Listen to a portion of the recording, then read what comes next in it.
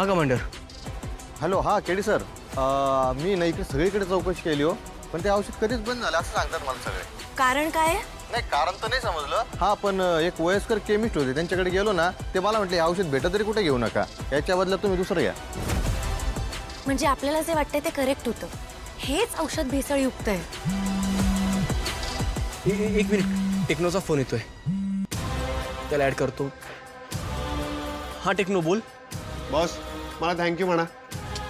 का? सगळं सांगतो त्याआधी तुम्ही मला थँक्यू बोला. टेक्नो, टाइमपास करायला फोन केलायस का? नाही केडी सर, गुड न्यूज द्यायला फोन केलाय. मिस्टर किशोर चंद्र राऊत यांना ट्रेस केलंय. काय? आणि कुठे आहेत ते? काय माहिती मिळाली आहे त्यांच्याबद्दल? अजून तरी एवढंच कळलंय की ते दुबईमध्ये फॅमिली सोबत तिथे शिफ्ट झाले. त्यांचा काही कॉन्टॅक्ट नंबर? नाही, अजून काही मिळालं नाहीये बॉस, पण मी इन्फॉर्मेशन काढतोय, लवकरच मिळेल. Good job techno.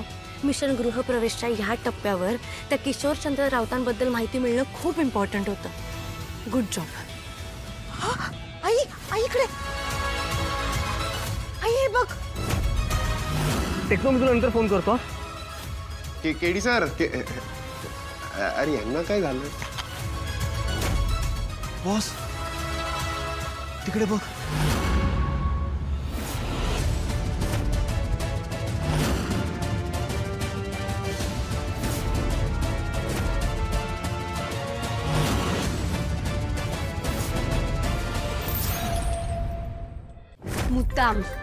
मुद्दाम करतोयस तू हे सगळं. तुला काय वाटलं मला कळत नाहीये? हा, तू माझी आणि माझ्या बहिणीची एकाच वेळेला फसवणूक करत होतास. माझ्याशी लग्न करून टेडी डेच्या दिवशी तू तिला टेडी पाठवलास. अरे, याला काही अर्थ नाहीये केदार. हे हे हे सगळं अजिबात बरोबर नाहीये. जर तुला तीच आवडत होती, तिच्यावर प्रेम होतं, तर तिच्याशीच लग्न करायचं ना.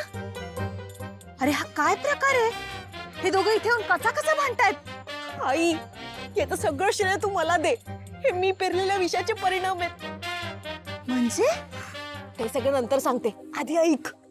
हे बघ केदार, मी तुला शेवटचं सांगतेय, माझ्यापासून आणि माझ्या बहिणीपासून लांब राहायचं, कळलं ना? एक मिनिट. माझ्याशी जे वागलेस ते ठीक आहे, ते सगळं मी ऍक्सेप्ट केलंय, पण आता मी तेच माझ्या बहिणीशी तुला नाही वागू देणार.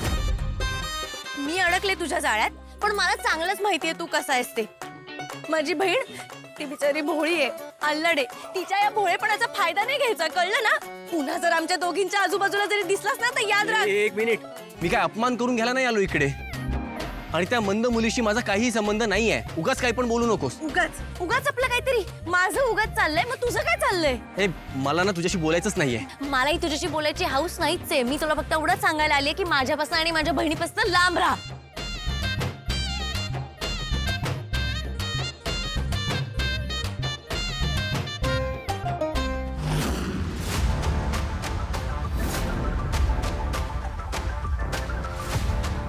आय नो, स्वतःला खूप ओव्हर स्मार्ट समजतेस ना तू, पण मी तुझ्यापेक्षा जास्त स्मार्ट आहे. तुला अशा ट्रॅपमध्ये अडकवणार आहे ना की खरं सांगण्याशिवाय तुझ्याकडे काही ऑप्शनच राहणार नाही.